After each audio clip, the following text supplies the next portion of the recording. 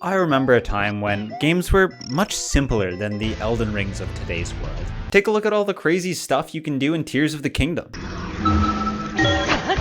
Back when I was a kid playing Zelda, you were just a green dude swinging your sword at stuff. Call it what you want. I just have a soft spot for those older pixel art style video games. So as I've been longing for those JRPGs of my youth, Sabotage Studio drops this.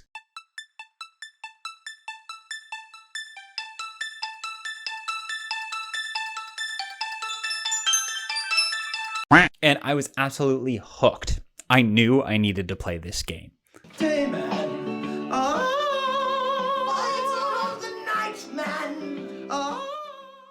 Sea of Stars, a modern love letter to the phenomenal JRPGs of the Super Nintendo era. Created by the indie game studio Sabotage, the game was immensely successful, selling over 100,000 copies on day one.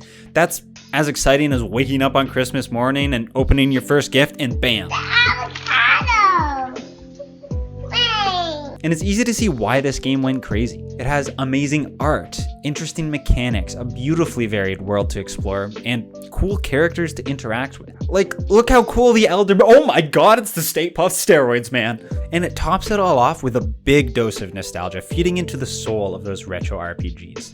At first glance, that's a 10. And not to mention, the developers tick all of my boxes to make me absolutely adore them. A Canadian-grown indie studio that somehow convinced Yasunori Mitsuda to compose for them. What's better than this? Guys being dudes. But playing through the game myself, there's just something that doesn't quite live up to that near-perfect rating that everyone's been praising it with. From character design to gameplay, it seems to have all of the makings of an immaculate game, but when it's put all together, it doesn't quite hit the mark for me. The game begins with the Archivist. He's our fourth wall-breaking narrator, and he sets the stage for this high fantasy adventure and the quest against the evil Fleshmancer. And right off the bat, it's pretty easy to see that the plot is going to be as predictable as the aftermath of ordering Taco Bell at 2 a.m. But what follows this opening exposition is extremely hype. An absolute tune rolls in, you're thrust into this gorgeous environment,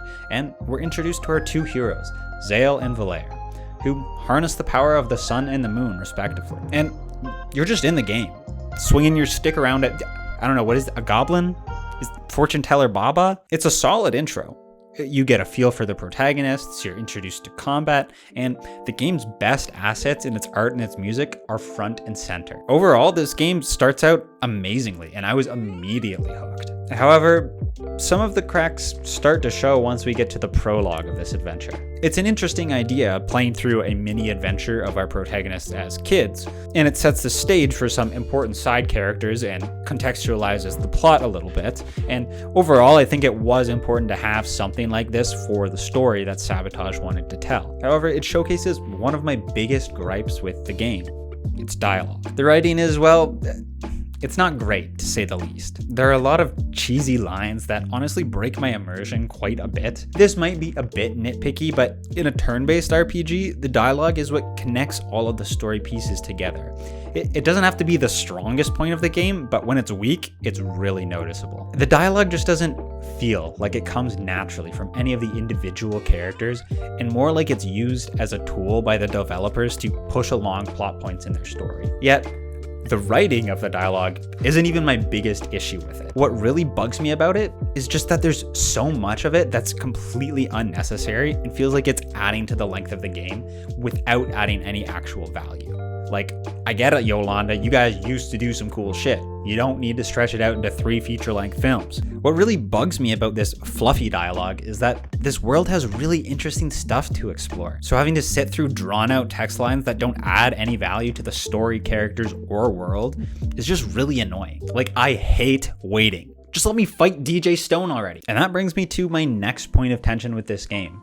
It's just waiting for things. There's often times throughout the game where you're just walking around with no real purpose, or cutscenes that last way too long and don't add any actual value, or huge plot points to be set up only to have to go through this less relevant and less interesting side mission before you get to the fun stuff. There's so many instances where it just feels like I'm waiting for the next big thing to occur. Whether it's watching Zale do push-ups for like the 4th time in a cutscene, or walking in a straight line from one area to another, there's just so much waiting. Like, I get it. It's an RPG. It's going to be a long game, but it feels like some things were just added to stretch the length of it. A great example of this is in the prologue. There's like a 2-minute long cutscene of you as kids just working out. When this ends, you have to walk all the way through the academy, which you've already explored, to get to another cutscene of you as kids learning magic. This isn't even exposition. You've already previously learned about the Solstice Academy and that it is a place that you're going to train and learn how to do magic.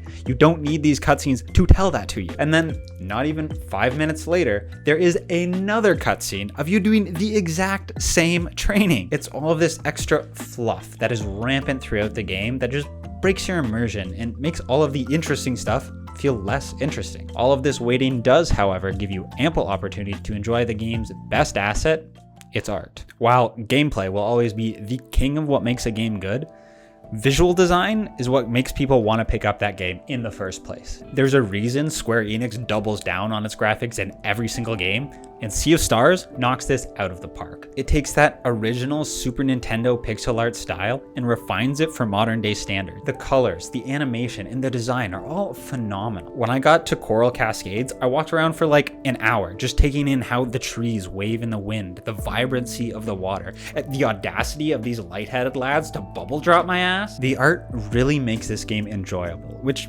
honestly is a blessing and a curse, because while my eyes are so horned up they feel like a contestant on a Netflix dating show, my brain feels like it's watching the Bound arc from Bleach. Okay, maybe a bit of an exaggeration, but the story of this game isn't that great. Yes, there are some fun twists throughout the game, but for the most part, things are predictable and boring. For example, and here are some light spoilers, so skip ahead if you don't want those. It's obvious right from the beginning that Garl is going to be joining you on your journey, no matter how many times they say only Solstice warriors are allowed to leave Moon Cradle. Or how when your first mission is to slay the last dweller in the world, that's not going to be the last dweller that you fight. And I get it. It's a rendition of a classic RPG. It's going to follow that standard high fantasy RPG formula. All things considered, I'm not too upset at that. It's boring and cliched, but that doesn't make or break the game. What I am upset about is how lazy the storytelling feels at times. And this is going to get into some more major spoilers, so skip to this time if you don't want to hear any of those.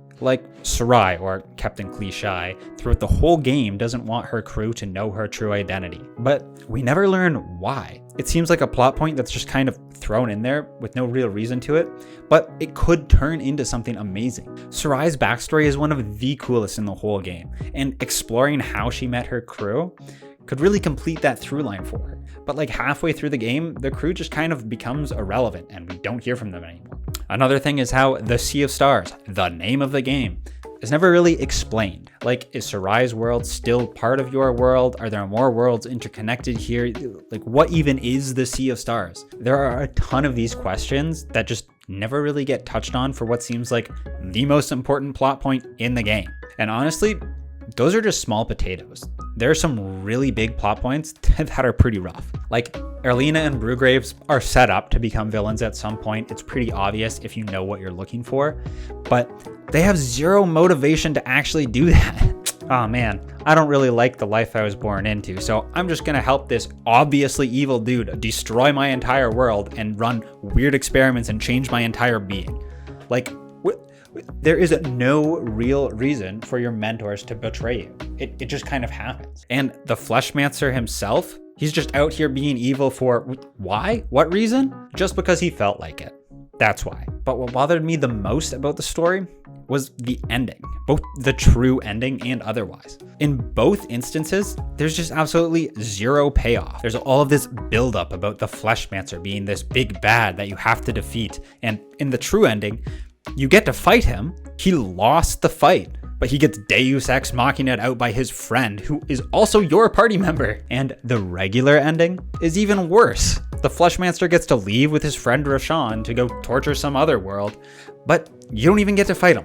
You just fight this monstrified version of your old mentor in a disappointing boss battle, and then roll credits. I can forgive some of the predictable and mundane aspects of the story, but leaving the entire plot with no real resolution is just a real shit the bed kind of move. And what I think is the worst part is that because the visual design is so damn good, it exacerbates the poor quality of the story. The visual storytelling in this game is really, really good. but it tells the story of the world, not the story of the game. Like, we get to see this is a high fantasy world with mystical creatures and magic and long ancient lore. And honestly, I just want to know more about it. Take those giants that throw you around in the balls, for example. X-Toll's official compendium entry reads, "A giant built in times long forgotten. Helps adventurers seeking a bit of fast travel by playing catch with his other siblings." His design fits this perfectly. Or take the Elder Mist, for example. This seer who guides adventurers through prophecy, but can also transform into this absolute unit wearing stone armor. Like, where did he come from? There's so many instances of unique levels and different character and enemy designs that really just make you want to explore the world. And that's how I felt during this game. I was way more interested in exploring the intricacies of the world than I was in the actual story of the game. Now, let's talk about the actual gameplay. And overall, it's pretty good. The combat is a relatively simple and easy to understand turn-based system combining different ideas from a lot of classic RPGs. It brings in staged encounters from Chrono Trigger and timed attacks from things like Mario RPG, plus it adds a few of its own twists in along the way. Combat always begins with you in control, and when it's your turn, you can control any one of 3 characters that you have out at a given time. You're able to swap freely between 6 maximum party members, but only 3 are allowed on the field at once. Each time you take an action, however, the counter sitting above an enemy's head will count down 1 tick, and when that counter reaches 0, it's the enemy's turn. And that's essentially the core of combat. Take turns and try and reduce your opponent's health to 0 before they reduce yours. The intricacies of combat boil down to damage types, skills, and combos. Many enemies are going to be either resistant or weak to different types of damage like chaos or blunt. But the interesting part of combat is that enemies will often have a wait time before they cast one of their big abilities, giving you the opportunity to reduce the effect of an enemy ability by hitting them with the denoted damage types sitting above their head. If you manage to hit them with all of the noted types of damage, you will break their lock and the enemy loses their turn. Oftentimes your character's basic attacks will be the simple damage types like blunt or sharp, where your skills, which are special abilities that require mana, will be imbued with some form of magic like solar or poison, and oftentimes they will hit more than once, making breaking these locks on enemies a lot easier. There are also combo abilities, and given that you have accumulated enough combo points during the course of a fight, you can unleash a powerful attack which combines the efforts of multiple characters. There are a few other aspects of combat like timed attacks or live mana, which lets you do extra damage on your attacks, but that's basically the gist of things. And while at first this is pretty interesting and fun, trying to figure out different strategies to break enemy locks and figuring out how to time all of your different abilities, all of these concepts are introduced right at the beginning of the game. And so after a few hours of gameplay, the combat starts to feel staler than that sock you keep under your bed. You know the one. I gotta say, overall, it's a pretty unique system for combat in a turn-based RPG. There's no progression, and it gets boring real quick. And speaking of progression, the leveling system feels pretty lackluster. Each character only really gets 4 abilities, and more often than not, only like one of those abilities is actually good. Like, I'm sorry, Zale, but your only job is to spam Sunball. And the stat leveling just feels arbitrary. Each time you level up, you get a seemingly RNG-based selection of stats to increase for each character, which for 1 seems to have pretty little impact on the actual combat of the game, and for 2, it takes some of the enjoyment of figuring out how you want to skill all of your different party members. It's like getting a coffee at Tim Hortons. There's no consistency. But the real problem I have with combat is how often battles take place and how long they are. The game does not shy away from throwing enemies at you, most of which are unavoidable, and because there is no real progression in the combat system, towards the latter half of the game, combat is just tedious. The game is easy enough that you don't really have to grind, and it's near impossible to lose an encounter with a regular enemy, so the frequency of enemies that you face really starts to feel more like a nuisance rather than an obstacle to overcome or a way to improve your character. Encounters feel like they last longer than your traditional Final Fantasy or Chrono Trigger, which can be frustrating for all of the aforementioned reasons. However, the one thing that bugged me the most is that 9 times out of 10, these battles are not long enough to fill your combo meter. Sure, I'm probably not going to use any of my combo moves. The only one worth doing most of the time is Healing Light anyways. But I have Goblin Brain. Me want to see number go up, get gold star. And it's just so dissatisfying that you almost get to the top, but you never fill the combo meter. Outside of combat, the rest of the gameplay involves explorations, puzzle solving, and wheels. Oh, you better believe your buttered biscuit we're talking about wheels, baby. Common in many RPGs is the game inside a game, and Sea of Stars' rendition on that trope is wheels. A unique RNG style game where the goal is to reduce your opponent's health to 0. And boy oh boy is this game surprisingly fun. Collecting all the statues and facing the Watchmaster was genuinely the only side content that I was super hyped about, and it's because wheels is so damn fun. I might have even liked it more than the actual game itself. One of my favorite strategies I like to call Big Dick Knight or Bust, and as you can imagine, it involves literally only playing the Knight character and nothing else. Go try it out and let me know what you think. Okay, so Wheels is amazing, but what about the rest of the exploration? I think in terms of gameplay, it's probably the highlight. There's a variety of ways to explore the world in what I wouldn't exactly call platforming, but is essentially platforming. Climbing up walls, jumping across ledges, and even swimming at times. It really lets you feel and experience the art yourself by letting you actively explore through it. With that being said, there's not much of a challenge to exploration. Most of the collectibles are available through linear progression, and the puzzles don't really stimulate the brain too much. So while it is incredibly fun to explore the world and learn all about its mystique, it doesn't offer much of a challenge, which means when you keep falling off the ledge and get pulling down in the water currents, it again just feels like you're waiting for the next cool thing to happen. Rather than actually figuring out how to get to the next thing, I already know how to get there, it's just taking longer than I wanted to. Before I dive into the final part of the review, I really just want to emphasize that Sea of Stars is still an amazing game with a lot of great assets. Like, I touched on this earlier, but the music in this game is phenomenal. Like this one.